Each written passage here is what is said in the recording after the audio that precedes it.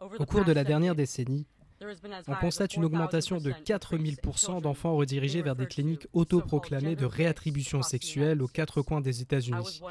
J'étais un de ces enfants. Je m'appelle Chloé Cole. J'ai 18 ans et j'étais un enfant transgenre. J'ai entamé ma transition de mes 12 ans jusqu'à mes 16 ans lorsque j'ai réalisé que tout n'était que mensonge. Mon histoire est un avertissement. Des enfants et parents aux quatre coins du pays ont été pris de court par les discours et les discussions idéologiques sur la transidentité et le genre. Et ceci est passé de curiosité sociale bénigne à une doctrine qui a envahi presque toutes les institutions académiques, médicales ou éducatives du jour au lendemain.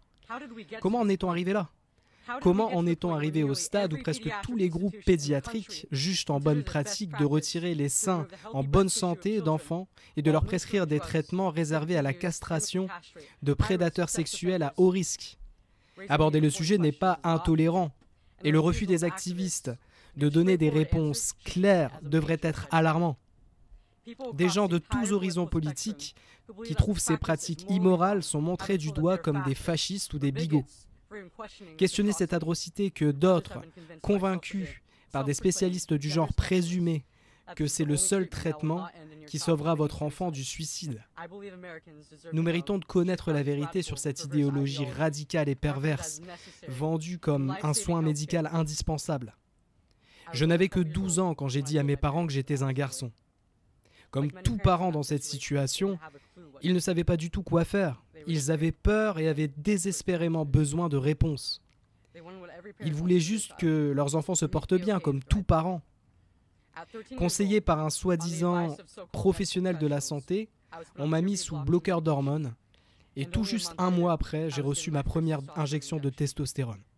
Ils ont donné à mes parents la fausse dichotomie typique sur les enfants souffrant de dysphorie de genre. Vous préférez avoir une fille morte ou un garçon en vie ?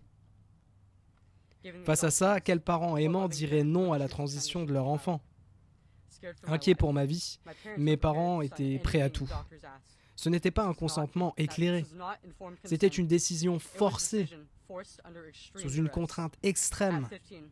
À 15 ans, je suis passé sur le billard pour une double mastectomie, comme celle qu'on donne aux personnes atteintes d'un cancer. Ce fut après qu'un étudiant m'ait violée à l'école. Je me suis juste convaincu d'être forte. J'ai vécu ma vie dans la haine constante de ma poitrine. J'ai commencé par la compression, qui déformait mes seins et ma cage thoracique. J'avais peur et je voulais absolument protéger mon corps de toute autre agression. À 16 ans, je me suis enfin rendu compte de tout ça, que j'avais fait une grossière erreur. Que la beauté de ma maternité m'avait été arrachée par un médecin, qui avait la confiance de ma famille. J'ai réalisé en mûrissant un peu qu'un enfant ignore qui il est à l'âge de 12 ans et j'ai réalisé que je voulais être ce que j'ai toujours été et serai toujours, une femme. Cette prise de conscience s'est accompagnée de défis bien pires que la transition. Je devais tant bien que mal arrêter ces traitements et dire à tous mes proches que je n'étais pas celle que je disais être. Mes parents n'en revenaient pas et avaient l'impression d'avoir tout échoué me concernant. Mes amis m'ont tous tourné le dos. J'étais la preuve que leur croyance était un mensonge. J'étais une farce. J'étais loin derrière, incapable de nourrir mes futurs enfants. Et pire encore, j'étais complètement seul. Même les médecins qui m'ont mise dans ce pétrin n'avaient aucune idée de quoi faire de moi et ont refusé de me venir en aide. Ça a failli me tuer, comme ça a tué de nombreuses personnes qui regrettent leur transition. D'importantes questions restent sans réponse. J'étais une ado de 12 ans à qui on a fait croire cette ineptie qu'on peut changer de sexe. J'étais et demeure ce genre d'enfant qui ne s'intègre pas, non conforme. J'étais un garçon manqué. Je ne me socialisais pas facilement. À 11 ans, j'étais sur Instagram. J'avais un accès non surveillé. J'ai très vite été exposé à un tas de contenus LGBT en ligne. Et je n'avais jamais rien vu de tel. Alors tout ce que j'ai à faire, c'est d'adhérer à cette idéologie et je serai un membre célébré et accepté de la communauté la plus populaire du monde. Les transgenres sont les plus célébrés de cette communauté. J'ai vu qu'on leur accordait un tas de louanges et d'attention en ligne. Inconsciemment, je mourais d'envie d'y goûter moi aussi.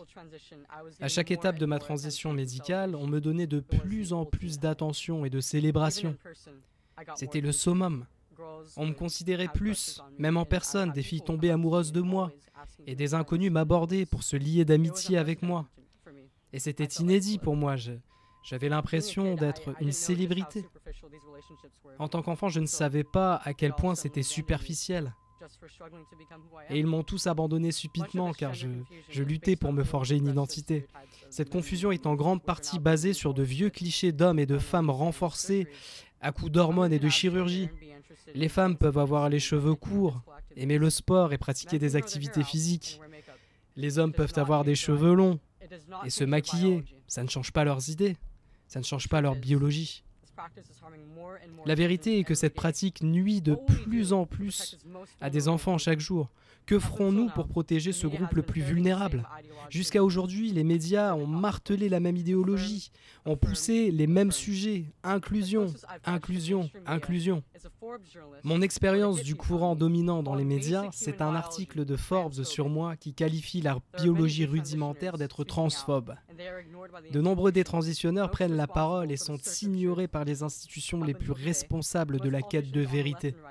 Jusqu'aujourd'hui, la plupart des politiciens à gauche et à droite se contentent de querelles Twitter à ce sujet. Pas de seconde chance pour les enfants, alors nous devons faire de notre mieux pour guider nos enfants vers un corps et un esprit sains, plutôt que vers la dépression et le défigurement. Aucun enfant ne mérite de souffrir des mains d'un chirurgien activiste. Les enfants des USA et du monde entier méritent mieux. Merci.